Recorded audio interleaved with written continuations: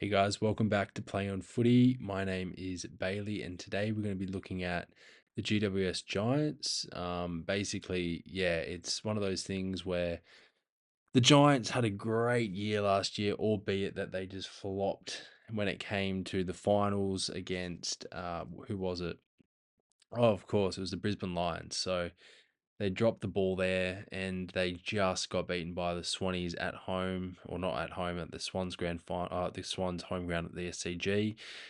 Look, it sort of sucked in a way because the Giants, in my opinion, were probably on track, and they had a great game plan. And a lot of it just came down to finishing the games. They weren't able to put teams away, and a classic example of that was against the Brisbane Lions, where they were literally not so far in front, but they had the Lions tucked away a little bit, and the Lions just came out. Joe Danaher was the prime suspect and just started kicking away, and the rest is history.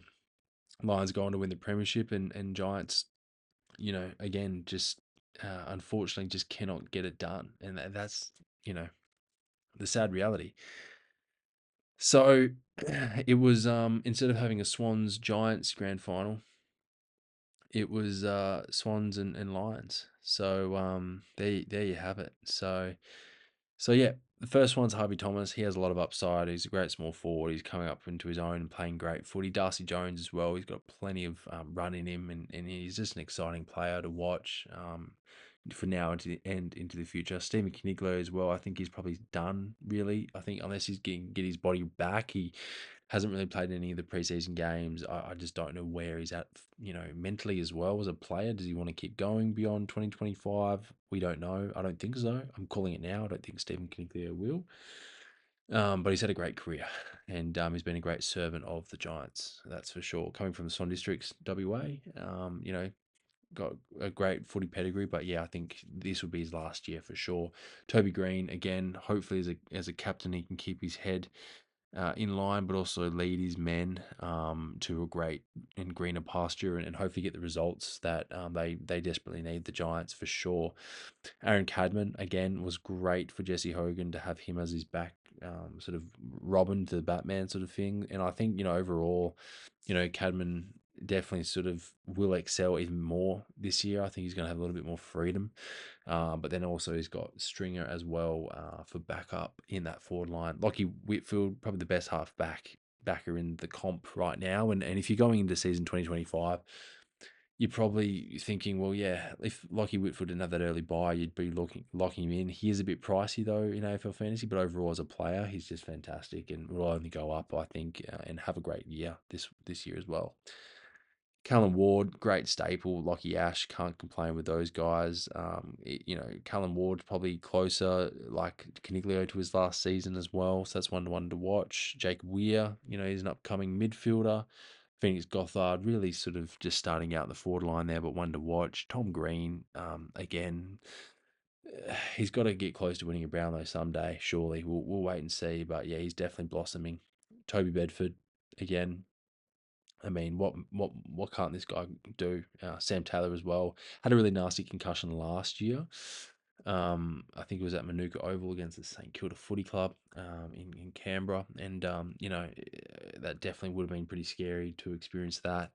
Hopefully, he doesn't have any more nasty concussions this year, but is a pivotal asset down back there for the Giants. Brent Daniels as well played a lot of mid as well as half forward last year, and had so much of the pill. He'll probably replicate that this year as well, going into season 2025. So definitely one to watch. Finn Callahan's another up and coming midfielder for the Giants. Definitely one to watch. Connor Stone as well, having that halfback role potentially locked down as well for him in the replacement of Harry Perriman, Isaac Cummings. So that's definitely one to watch as well. Jake Stringer coming from Essendon Bombers again. Will he play one more year and then be done with AFL potentially? So, he might be going out with a bang. Hopefully not his hamstring bang, but, putting goals on the board would be nice. Lee Kalia as well, down back, he's definitely one to watch, and really exciting prospect for the Giants. Definitely to have him in the sort of in the sort of team, just to be helping out, but also to have his aerial capabilities to be jumping up to those packs and marking the ball and intercepting as well. That we all know he can do. Josh Kelly, great, another one to watch. Definitely watch this space with Josh. I think he's going to have a great year. Again, does he get towards the end of his career this season want to play on. Only he knows that. Jesse Hogan overcame his demons from going from Melbourne to Freo to then ultimately winning the Coleman last year. I think it was just a great story of perseverance and resilience from him. I think from my point of view, Jesse Hogan is probably going to be right up there again, unless Kerno has a great run. But I think, with his dedication, the way he trains, the way he's got his body right, I don't see why he can't win another Coleman in 2025. I don't see it. I don't, we'll see, but I don't see why he can't. So we'll see what happens. Jake Riccardi will definitely be interesting how they fit him and Striger in. Well, we'll see. We'll see. Harry Himmelberg down back again with Sam Taylor's pivotal. James Lake's another one who's, midfield but also can play back. So he'll be one to watch going into season 2025. Toby McMullen as well in that forward line. Kieran Briggs had a great year in the ruck. Can only go up from there as well. So definitely one to watch. O'Halloran, Gruzeski up forward. I think he played one game against the Swans. It was a pretty wet game as well at the Giants Stadium. Joe Fonte, another defender. Connor Iden as well. Nicholas Madden, definitely. He's definitely coming up.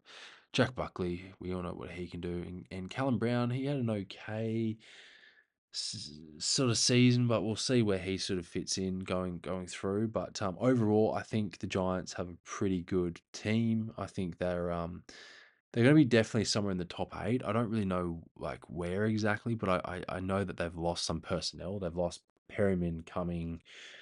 Um, I just don't know, and Peatling.